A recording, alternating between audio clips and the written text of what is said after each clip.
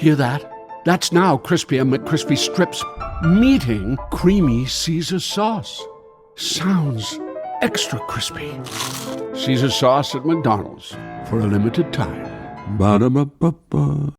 Morning decisions. How about a creamy mocha frappuccino drink? Or a sweet vanilla? Smooth caramel maybe? Or a white chocolate mocha? Whichever you choose, delicious coffee awaits. Find Starbucks Frappuccino drinks wherever you buy your groceries. Your body isn't a problem to fix. It's a system to support. From PMS to pregnancy to menopause. Ollie's Women's Wellness line is built on real science for every stage. No guilt, no stigmas, just science-backed supplements that work with you, not against you. Choose science over shame. Find support at a retailer near you or on ollie.com. That's OLLY.com.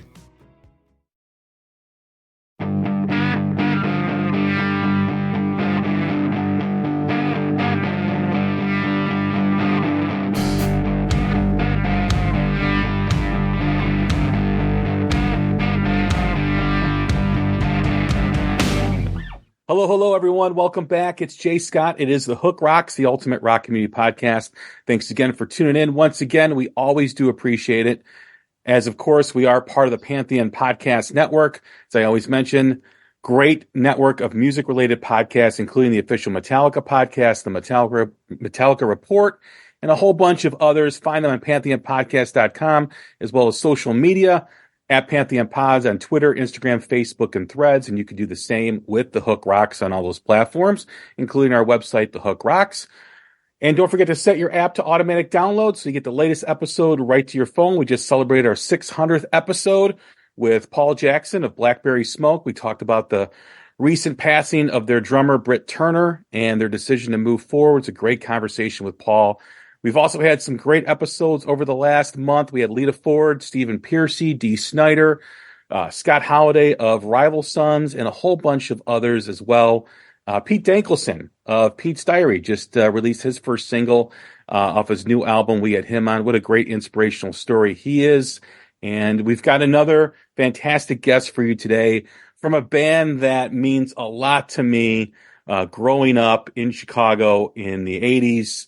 A band that my baseball team, the Chicago Cubs, their intro during the 1984 season was Jump, which was so cool because it validated why I thought this band was so awesome. And it's one of the original members, the bassist, Michael Anthony. What's happening, man? How are you? Hey, how you doing, Jay? Good to talk to you. I'm doing good, man. Thank you very much for doing this. I do appreciate it. It's a pleasure to have you. We always start the same way every time we have a first-time guest, and that is really the essence of the show. And just like every song has a hook that pulls you in, every rock song has a hook that pulls you in, every rock fan has a moment, whether it's a song, an album, a band, or performance that hooked them on rock and roll. What was it for you?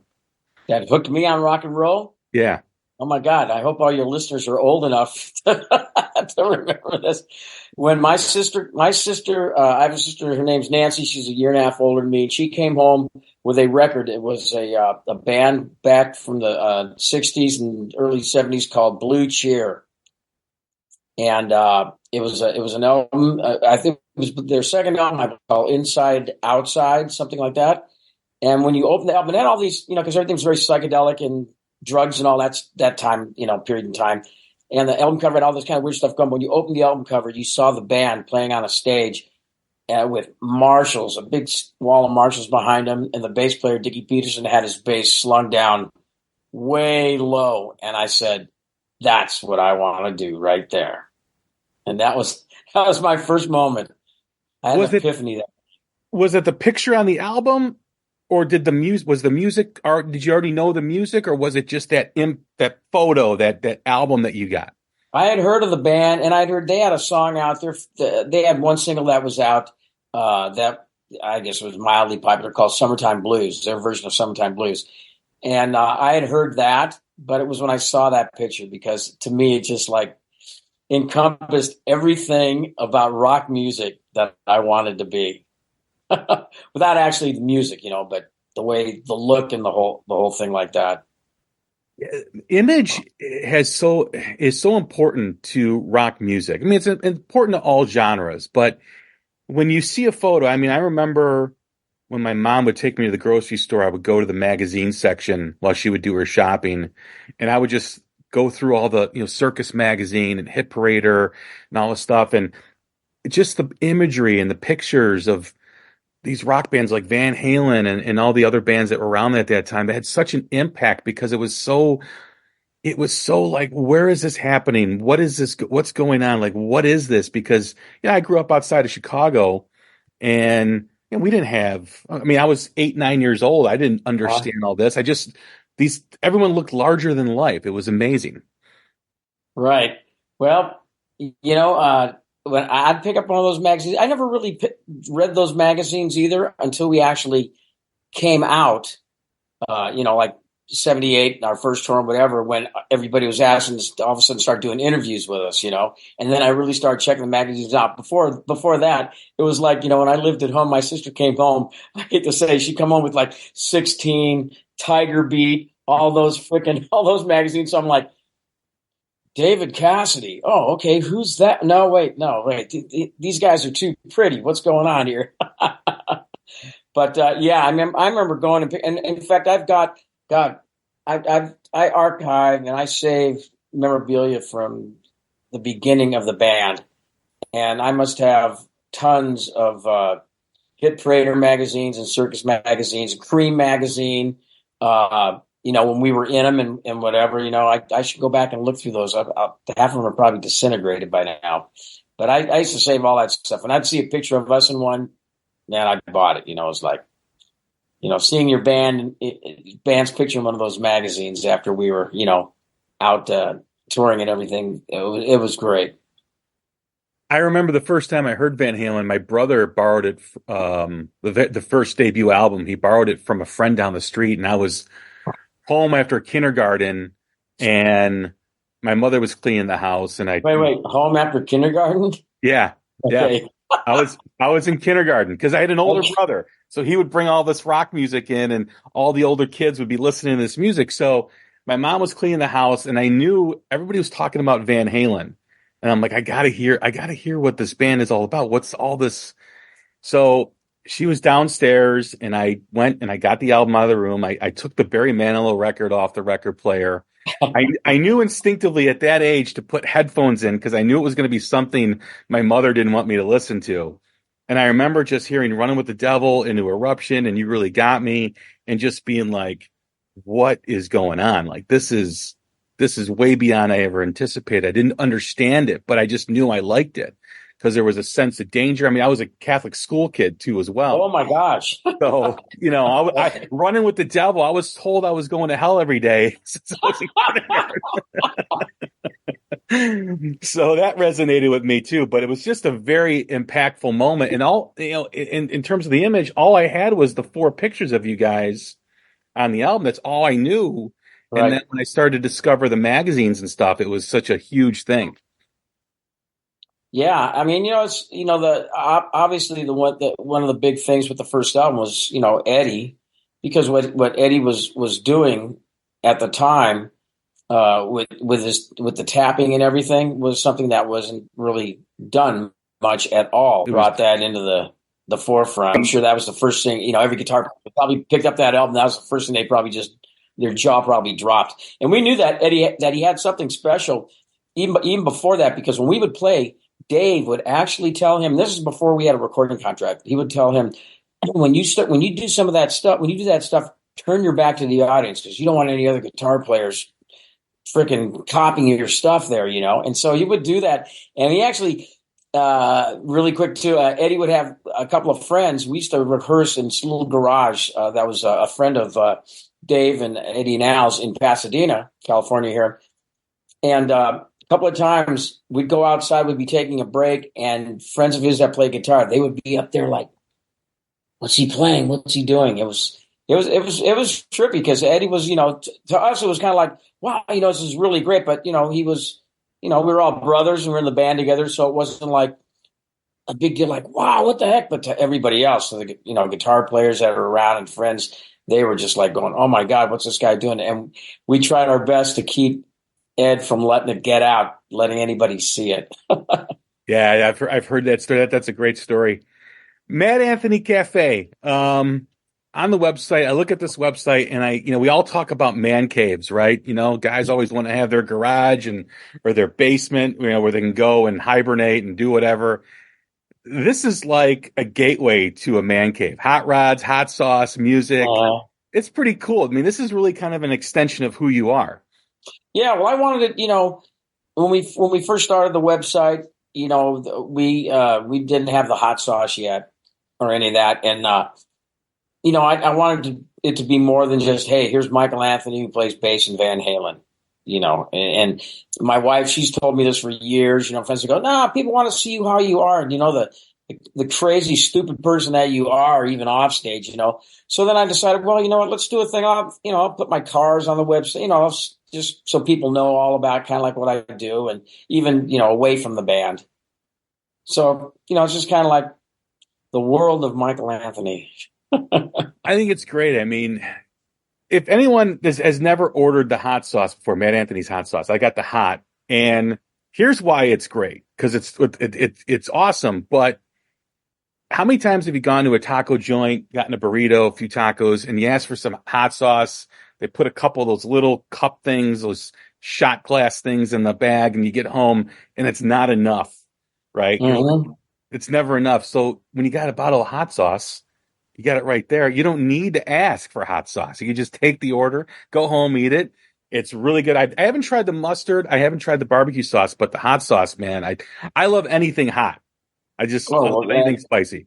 If you like mustard, you'll love my mustard is probably the best selling out of all the sauces, actually. And it's not like a spicy brown mustard type deal or whatever. It's based off of like a yellow mustard, like French's or something like that, like regular hot dog mustard. But, we put our ingredients in it and it tastes really well. And you can use it. My wife uses it. She makes marinades with it, salad dressings with it. I mean, we do hot wings with it. And it tastes freaking amazing. I'm a little biased, but it's just something that's always been fun to do. And I don't go after like let's say Sammy does with his alcohol or whatever. I'm not trying to be a millionaire selling hot sauce, but it's just something that's fun to do and people enjoy it. So it's cool. When did the hot sauce become a passion of yours? The hot sauce became a passion of mine after I first met my then girlfriend, my wife, Sue. Her father used to put this, it is called La Victoria, in a little bottle. Green. They have a green one and a red one. I think they still make it. And it's not hot at all. They call it taco sauce, but it's not hot. And that's where it just started. It just kind of it just escalated up to there. And, then it came Tabasco and then, and then all of a sudden, it just got bigger, as I become acclimated to the heat, I just had to go for more, your tolerance level starts going up. But, it was when Van Halen, when we'd go out and tour, people found out that I loved hot sauce and we'd go to cities and fans would actually bring me jars of like homemade hot sauce. Hey, try this, try that. And, it wasn't long before people were saying, hey, you should make your own hot sauce. And I thought, well, yeah, but I don't know if I really want to do anything like that. And then I found out, and this was like the early 2000s, Joe Perry from Aerosmith was doing a hot sauce, and I believe he called it Boneyard Brew.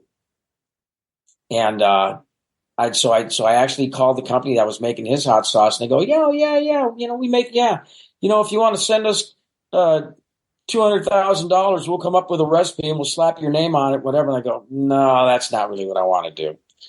And so some years later in Van Halen, we were actually doing a video for a song called Don't Tell Me What Love Can Do. And the caterer had this stuff called Ring of Fire and great hot sauce. But even better than that, here, let me see if you can see it here. That was the logo on the bottle. It's like a chili pepper blowing fire out of his mouth and whatever. And I go, oh, man, I love that picture. And I love the hot sauce. And so they gave me the bottle, and I go, man, I'm going to get a tat made of that someday. And I was at a music convention out here in L.A. the next year, in the NAMM show, and some people that knew the owners found out of this company that makes Ring of Fire, found out that I liked their stuff, and they actually came to me and said, hey, we'll do a hot sauce, we'll develop it with you, and I could be in on the ground level as far as the flavor and all of that, and I don't know all the technical terms of everything, but I know, what I like, a little bit more of this taste or whatever. And that's how that all actually started. That's awesome. I love anything hot too, whether it's hot sausage, wasabi, hot sauce. I think the flavor is in the hotness, right? I mean, that's where the flavor comes from. Yeah. But when you first start out, I'd have like, Dave's Insanity or one of those where it's like, 2 drops and it just drills a hole through your tongue like Alien, like the movie Alien. But after a while, you slowly start to figure out, well, I'm tired of sweating so much in my food, and I want a little bit more of the flavor too, So when we developed the hot sauce, I wanted to have a good flavor too. I didn't want it to be just like all of a sudden, oh my, because there's, there's tons of hot sauce out there that taste like crap, but they're hotter than hell, And I've used them all where you'll add just a couple drops because I don't want to change the flavor, but I want it hotter. And so when we did the hot sauce, I said, let's have the flavor there too. So you taste the flavor first and then the heat comes on and then you start sweating. I know that all too well. In my early 20s, I was dating this girl from Texas. She was going to school in Chicago, and I was in my early 20s. We didn't have a lot of money, so on Valentine's Day we went out for hot wings, and she's like, "Well, what level do you want to get?" I'm like, "Yeah, spicy's fine." She's like, let's get the hell. They were called, the hell, and I'm like. And I'm thinking, I'm trying to be the guy. I'm like, yeah, let's do it. I'm like, what did I just get myself into? And I'm eating these hot wings, and there was it was hot sauce and red pepper on it and everything. My lips were quivering because it was so hot, and I was sweating and everything. I mean, I looked like a complete basket case during this whole thing. And you're out with your girlfriend? Yeah. Very impressive. Yeah. I didn't get lucky that night, Mike. But no, I remember that. But, as I've gotten older now, I want more of the flavor and the spice too, as well, like you said. And like, whether it's the hot sauce or whether it's salsa or anything like that, I always gravitate more towards Italian sausage, because I'm half Italian. We eat the hot sausage versus the mild, and it's got such a great flavor to it. It's so good. My sauce goes the best with Italian food, let me tell you. Pizza, anything with that Italian red sauce, for some reason, it's like a perfect marriage with my hot sauce. So if anybody's never tried it on there, even just a little bit, my wife, she gets mad at me because she'll make nice pasta, whatever. And, I go, oh man, I got the triple X out. I'm just putting a little bit of it in there. But, it's all about the flavor. It starts out with the passion for the heat, and then you brag about the heat. Hey, I can eat 20 habaneros or whatever, but where does that get you? You're at the table sweating while everyone's looking at you, wondering what the hell did I get myself into?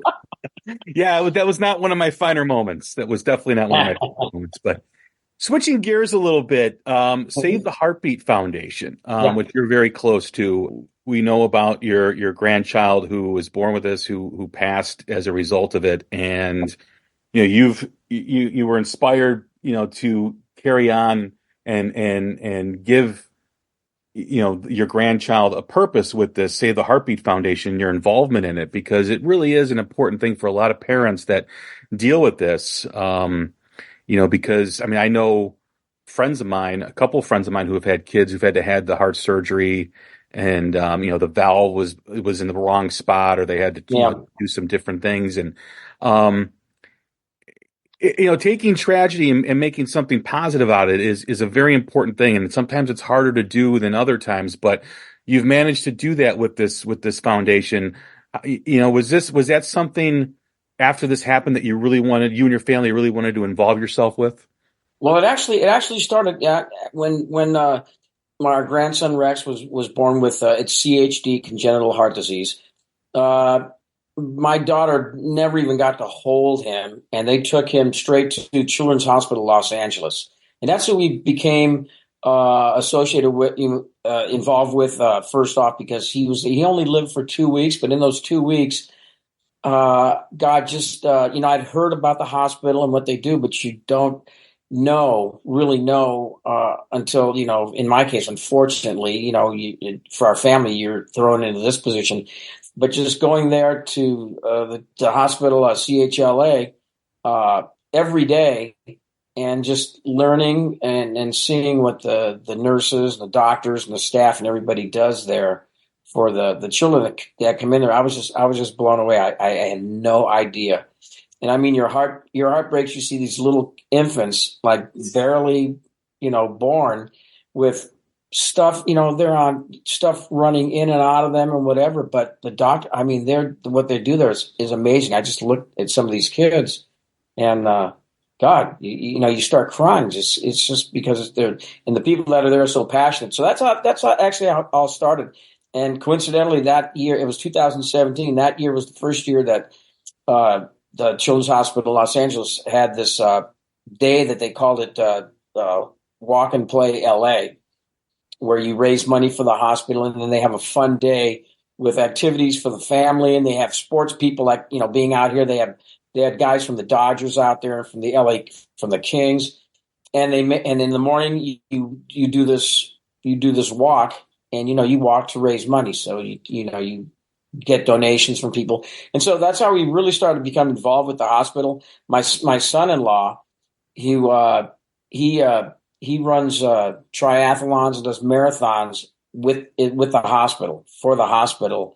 And that's one of the ways that he, dealt with the tragedy and tries to, do something for the hospital because of so much what they did for our grandson. But then the Save the Heartbeat, they're kind of they're connected in a small way with CHLA, but they do their own.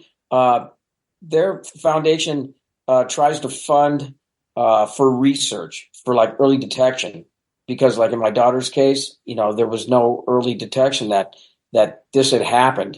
And so that's what the Save the Heartbeat Foundation is pretty much all about. And you do events too. You did one last year, I believe.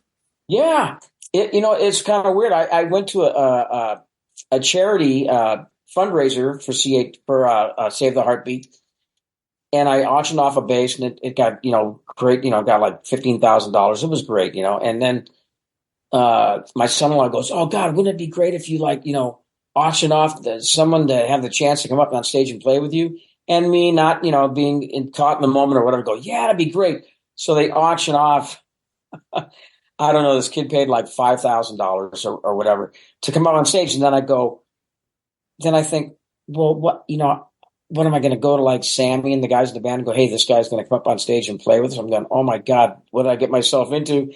And my daughter, my son-in-law have this idea. They go, "Well, why don't we throw our own little fundraiser gig, And so it just all started to kind of snowball.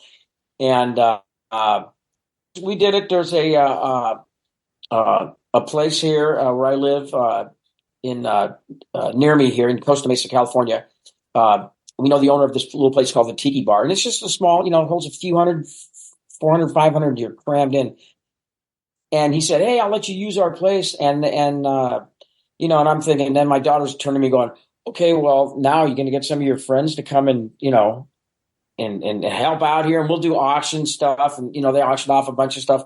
And I'm thinking, oh my God, because I'd never done anything like this. I'm thinking, God, am I going to call people and they're going to go, "Well, I really don't have the time to do that." And it was weird because I called a couple of people like Trey Cool, drummer from Green Day. He lives pretty local with me, and I run into him all the time. I asked him about it. Of course, I asked Sammy, and they're like, "Oh yeah, God, no problem. Would love to do it." And then all of a sudden, some other people started hearing about it. John 5, Bumblefoot, and so we got not a hell of a lot of people together because it's a small place, but it just turned into a great night. And we're actually thinking about doing another one, but I don't really have any information I can tell you about. But it just turned out to be a great thing. We raised, it was just like a really low budget type thing, and we auctioned off, some of the guys, donated, everything from picks to strings to whatever. And I had a couple of guitars, and Sammy had tequila, a bunch of stuff to auction. And we raised over $100,000 that night, just hanging out and doing this local thing. So we're talking with people about doing another one and doing it on a little bigger scale. But we're still in the planning stages of that. But yeah, it was pretty cool. Yeah, that's amazing. I mean, when we all deal with things in life, and when you can turn it into a positive as much as you can, it does help, the people who've had the tragedy heal, and it also can help other people along the way too. So it is a wonderful thing that you do. Yeah. Yeah. I mean, it's where we become very passionate about it. And every year, actually on the 18th of this month is when Children's Hospital Los Angeles is doing their next walk and play. Unfortunately, I won't be able to be there because Sammy and I we're playing. We have a show that night in Las Vegas, but we're still going to be involved with the hospital and donate and try to, raise money for the hospital to do it. But yeah, it's something that we like to do every year. And plus, we do little things with CHLA all during the year. Amazing. Before you Hear that? That's now Crispy and McCrispy Strips meeting creamy Caesar sauce. Sounds extra crispy. Caesar sauce at McDonald's for a limited time. Ba-da-ba-ba-ba. Tomorrow morning is knocking. Stock your fridge now. How about a creamy mocha frappuccino drink? Or a sweet vanilla? Smooth caramel, maybe? Or a white chocolate mocha? Whichever you choose, delicious coffee awaits. Find Starbucks Frappuccino drinks wherever you buy your groceries. At Ollie, we've got wellness down to a science. From PMS to pregnancy to menopause, our women's wellness line offers science-backed support for every stage. No judgment, no shame, none of the stigma. Just supplements designed to meet you wherever you're at. Ollie, choose science over shame. Find support at a retailer near you or on ollie.com. That's OLLY.com. Before we wrap up, I did want to ask you some stuff about the 40th anniversary of 1984. Right. I was wondering why you were asking me you didn't want to know any dirt about the band or anything, It's kind of refreshing because normally when I do something like this, the first thing is like, hey, well, David Lee Roth and Sammy Hagar, did they really, and it's like, it's, I'm so way past all of that now, it's like, I just wanted everyone to be friends, unfortunately with Eddie passing, a reunion never came to be, and it was in talks. We were going to do a big scale thing, and unfortunately, he passed, and that never happened. And then trying to get everybody to do something else. I'm sure everybody out there has read interviews that Wolfgang's done and whatever. I actually went and caught his band in Las Vegas, the House of Blues, at the last December, and I hadn't seen him in at least 20 years. And it was great hanging out with him and just kind of catching up. And, there's a lot of closure for me with that also. But anyway, what do you want to add? No, that's just nice not to. No, I appreciate it. I mean, like I figured you've been asked a lot of the same questions, and I wanted to really kind of get into what, who you are and what you're about, with the band. Yeah. Anthony Cafe and the Save the Heartbeat Foundation, because I think, especially the Save the Heartbeat Foundation is such an important thing. Yeah.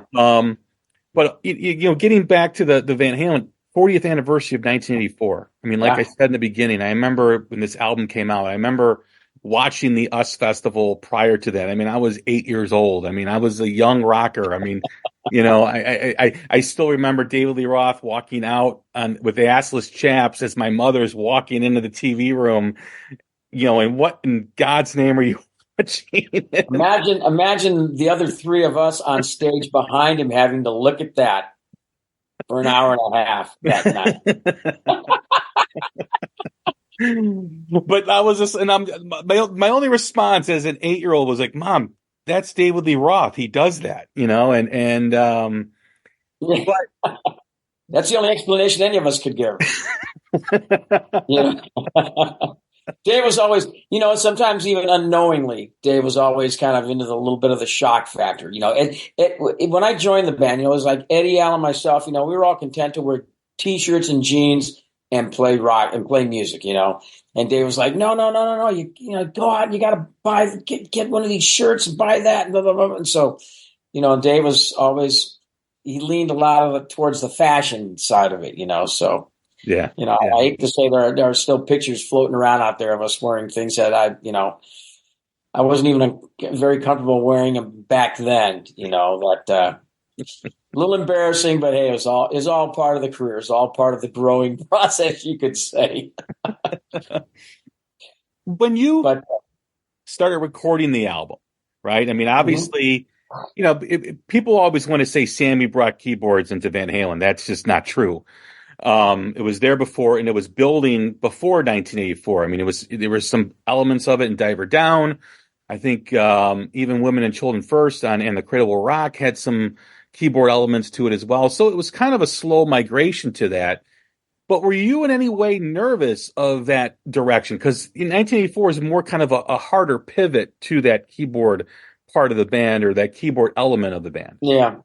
Well, of course, Eddie was trained on on classical piano when he was young. So, yeah, when I look back on it, it was only a matter of time before some of that was going to be kind of thrown into the equation because he always, when we'd go, Eddie, Alex, and I would be jamming at rehearsal or whatever, for the album or whatever, he's always, he'd be playing piano and he had a piano in the studio and, always be dinking around on it or whatever. And so it was funny though, because when he came to us with Jump, right away, Dave's like, "Oh my God, you're a guitar hero. You're not a keyboard player."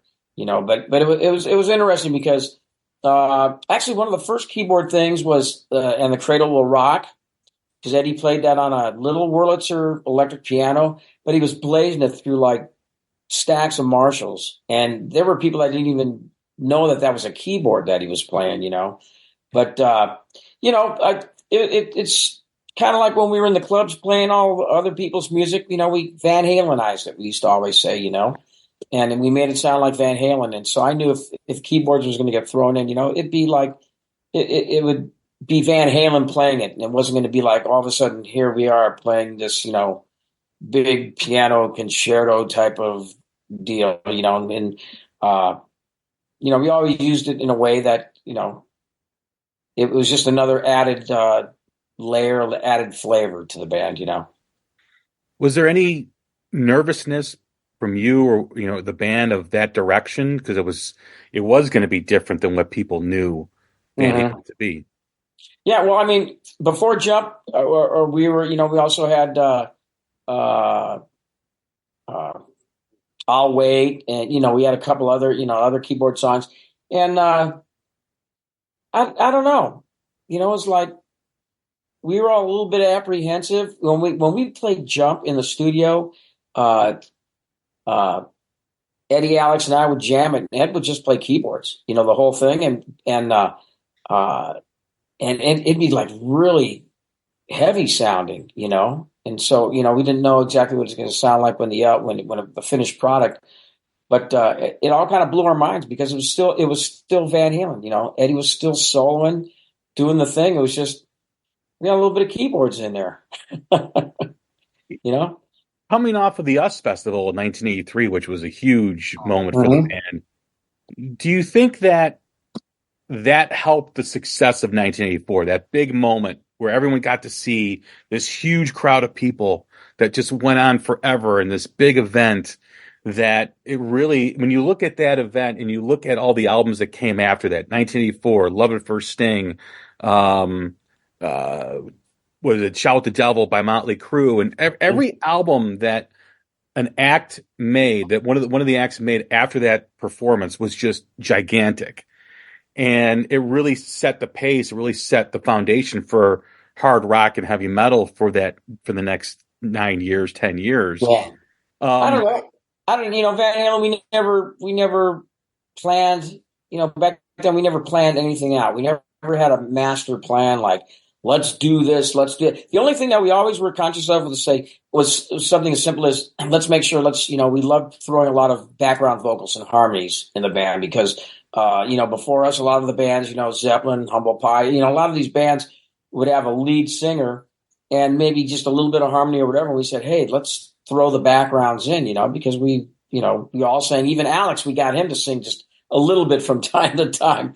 But, it was no real conscious effort. It's just like the same thing with when Eddie came to us with Jump. It was just another piece of music that he wrote that he really liked. And like I said, at first, Dave was against it because it was keyboards and it wasn't Ed playing guitar, and but it was something that was, I think, inevitable in our band that would happen because of Ed's love of the keyboard. But I think after playing the US Festival, it was just obviously it was the biggest show that we ever played as a band, Van Halen. But it was another show, and after that, we just kind of kept on. The next day, it's like, okay, what are we doing today? What are we, It's kind of the irony that 1984 40th anniversary, and then also 5150, I think, was released in April of 1986. Mm-hmm. Did you have any indication, or did you have a feeling that whether it was during the US Festival, before, or during the recording of 1984, that this was going to be the last album with David Lee Roth? Well, without getting into any of the dirt, which I'm probably trying to avoid here, there had been some tensions building within the band, and there's no secret that it was a lot of it was between Eddie and Dave, but we didn't know. I mean, we in 1984, I think was a great album. Some of the songs on there, Drop Dead Legs, Girl Gone Bad is one of my favorite songs to play live back then. We just were going, we were a well-oiled machine, and let's keep it going. And unfortunately, there were other factors that came into play, personal factors, personality clashes, and that, it's like anything else, like a marriage, you've heard it probably a million times, like a marriage or anything else, that, something happens and all of a sudden the fairy tale's over. You could say, I don't know. We thought it was, it's like, oh my God, this is it. And then along came Sammy. Yeah, it's just, I love the history of the band, and I love the Sammy era, and I love the DLR era. I think that they're both equal in awesomeness, right? I mean, they're two different bands in my opinion, but they're both great.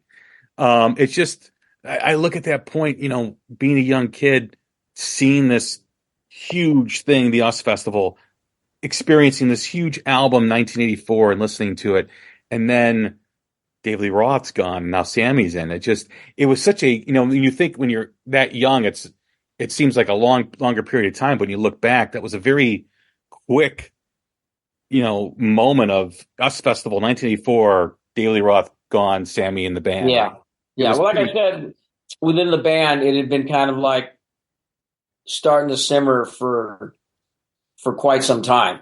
It's just all of a sudden that's when things kind of came to a head, and what it turned out to be, was, Dave felt the band should go kind of in this direction, and us three felt it should keep going in this direction, and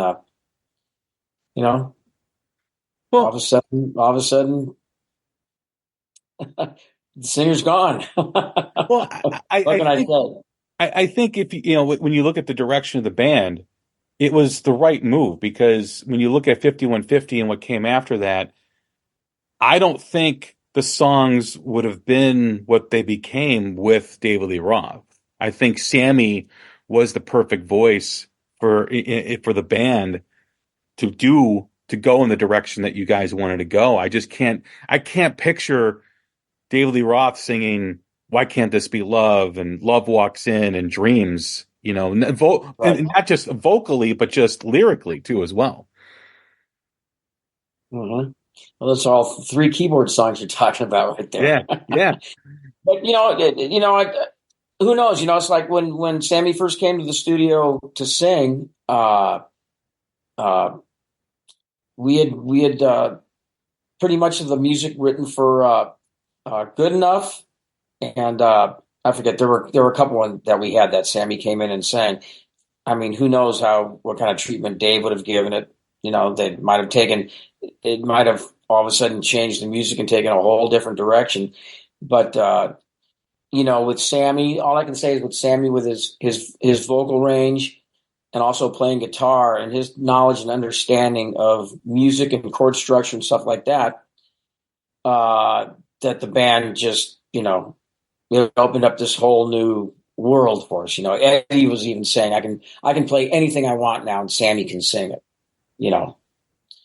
And take that as you will, but all of a sudden it did open up because where Dave was mostly just involved in the lyrics and stuff like that, and he would throw in his comments about the music, Sammy would be right in there and go, "Hey, what if we played this chord?" And because he had Sammy has that understanding and knowledge about music, being a guitar player.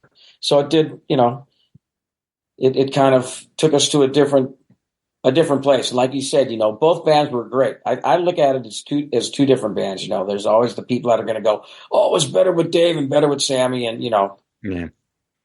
I've never looked at it. Who knows? Yeah. Who knows? I'm a Van Halen fan, so either if you're a true Van Halen fan, you like all of it. Yeah.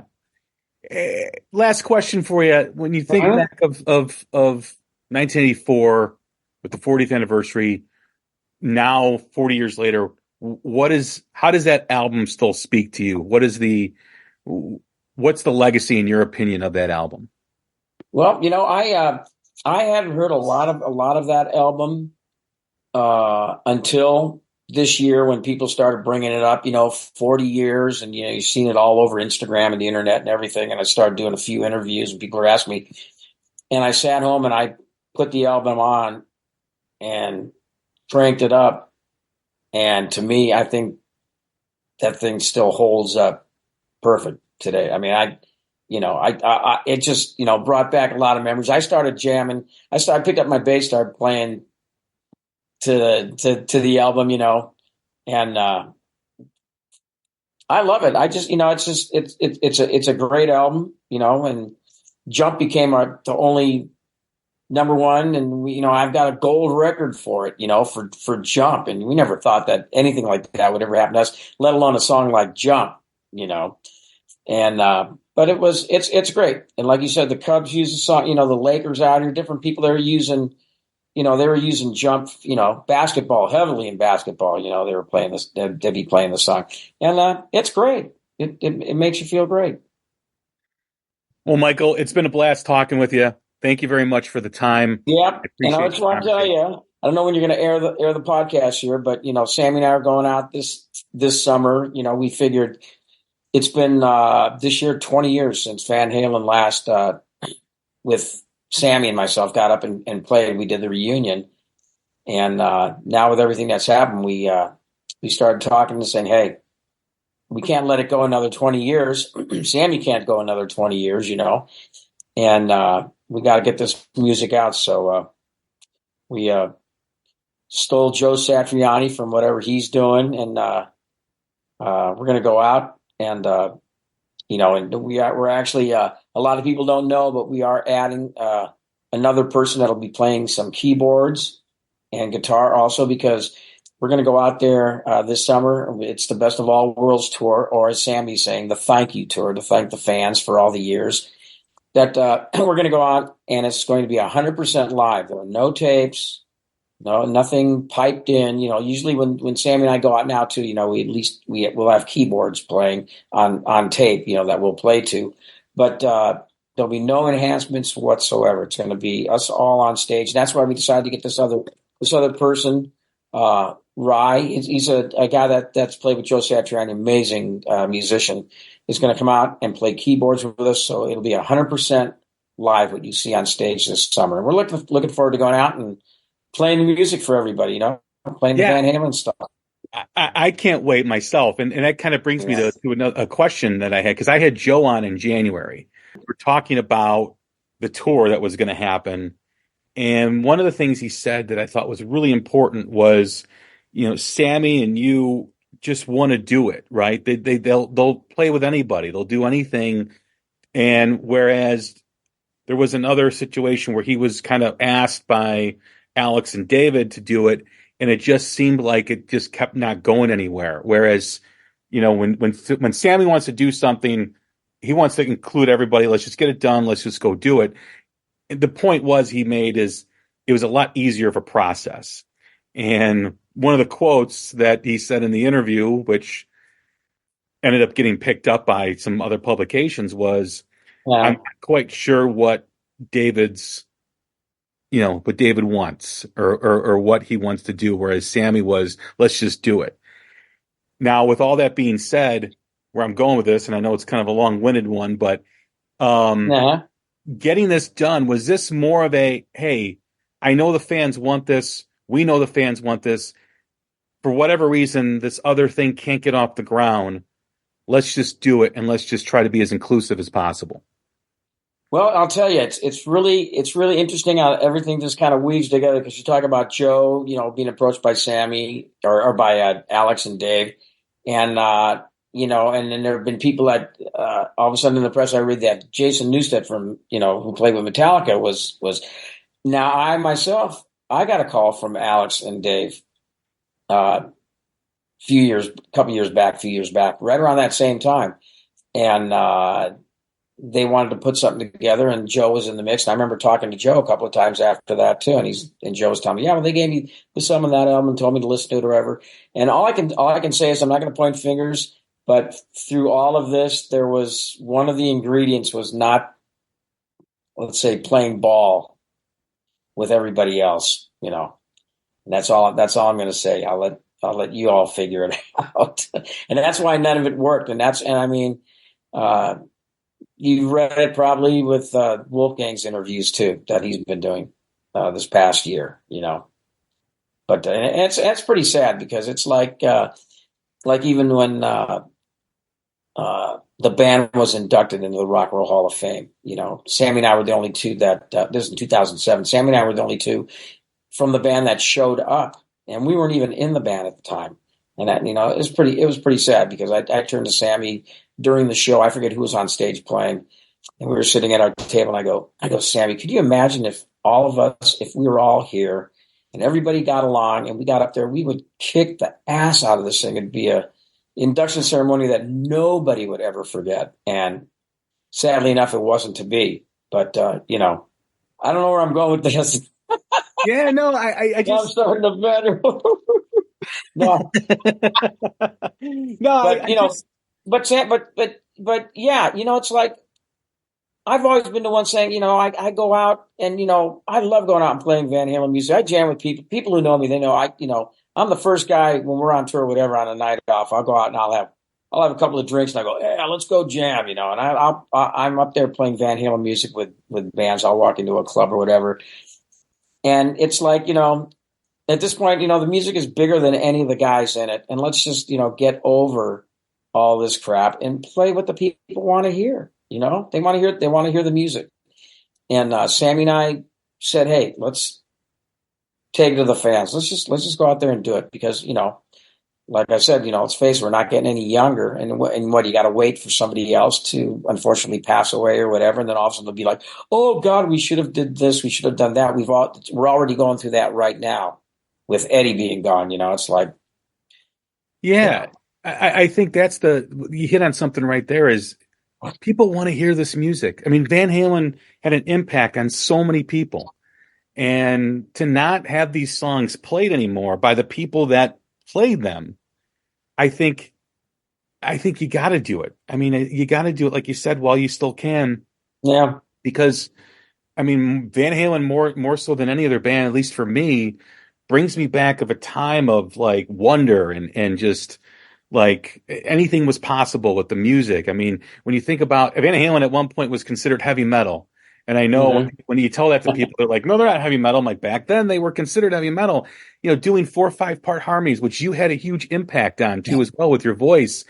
To not hear these great songs, these great rock tunes. And I'm so glad that, you and Sammy and Joe and Jason are doing all this. Because I do. Yeah, I mean, unfortunately, it'd be great. It'd be great to get Alex out there.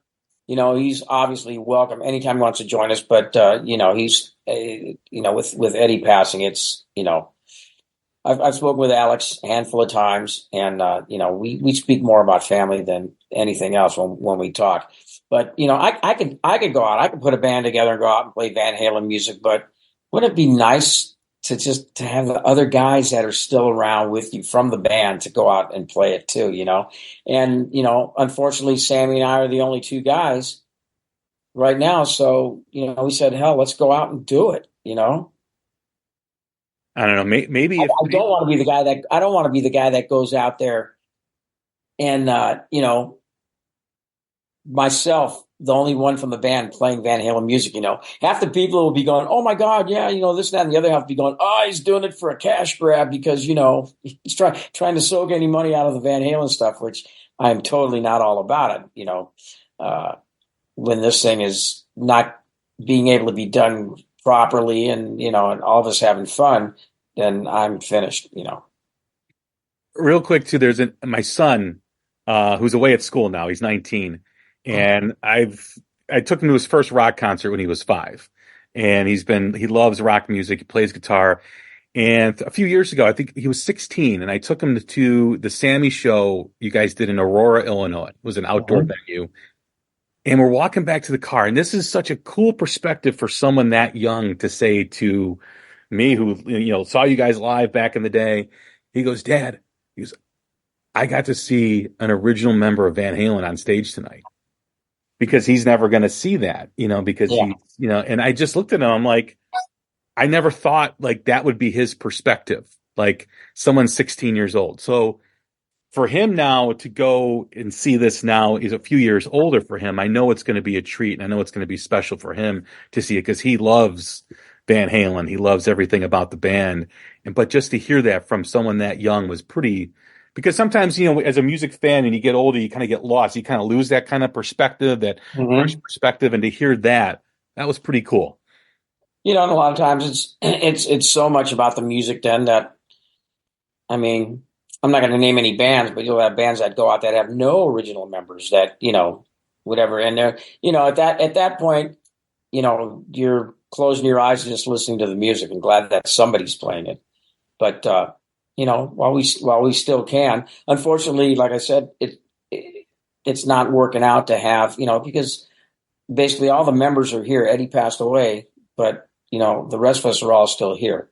And, it's pretty sad not to be able to put something together. It's like everybody asked me for the longest time, well, you guys going to get together and do a tribute for Eddie and whatever. And it's like, I would have loved nothing better than to do that, just, like the Foo Fighters, like David Grohl, what they did with Taylor Hawkins, but, just trying to get the whole puzzle put together, everybody to do it, and, it's sad that we can't do it, who knows if it might still could happen at this point. I don't know, but that's why Sammy and I said, let's go out and play the music, and we'll go up there and we'll honor Eddie. And I know Joe's going to do, his best. He's not trying to step into Ed's shoes or whatever. He's Joe Satriani, but Joe loves the music, and he wants to go out there and really try to do it justice in his own way, and to honor Eddie also. That's awesome, Michael. Thank you very much. Appreciate your thoughts. Appreciate the whole conversation. It was great. And thank you again for doing this. All right. Good talking to you, Jay. Awesome. Once again, everyone, that's Michael Anthony. Go catch him out on tour with Sammy on the Best of Both Worlds tour. All the links for Michael Anthony's Mad Anthony Cafe, Save the Heartbeat Foundation will be in the show notes. So click on all that stuff when you're done listening and go into the Michael Anthony world. It's great. I'm Jay Scott. This has been another episode of The Hook Rocks. Take care of each other, stay safe, and we will talk soon. Thank you.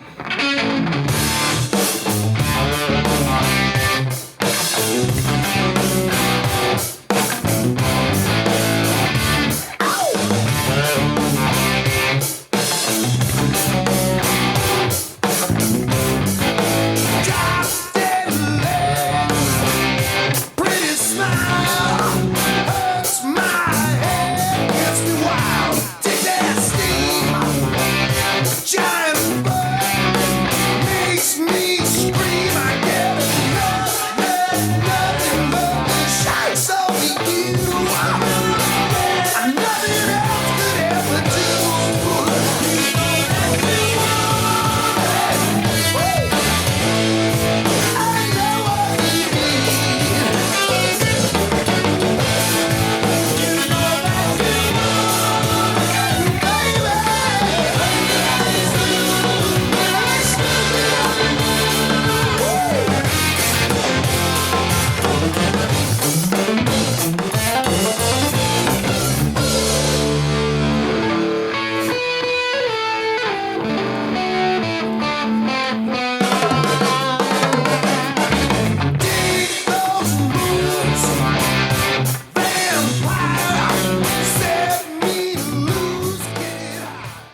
This episode is brought to you by ChatGPT. Hey, it's Bill Simmons from the Bill Simmons Podcast. Have you guys heard about ChatGPT work? It's the new way to use ChatGPT for bigger multi-step projects. And when you need more than just answers, give ChatGPT work access to your apps and files, and it can create real work documents like spreadsheets, slides, and structured reports. Get started at chatgpt.com by selecting work mode, available on Plus and Pro plans. I'm not giving up. I am selling the building. The final season of FX's The Bear. The restaurant is flooded. Everything's either going to be okay. No, stop. Or not. We are outgunned and we are outmanned, but we have each other. FX's The Bear, the final season. All episodes now streaming on Disney+. Ouch. This knee is killing me, but I can't stop training. The marathon is in 2 weeks. Let's get on ZocDoc and find a doctor to take a look at that for you. Okay. Here's a review. Dr. Craddock really takes his time. No, I don't have time. What about Dr. Charles? His patients say he can help find a quick fix, and he's in network. Great, now we're talking. Book it. Booked. 1 mile down, 19 to go. Bring it on. You've got options. Download the ZocDoc app today.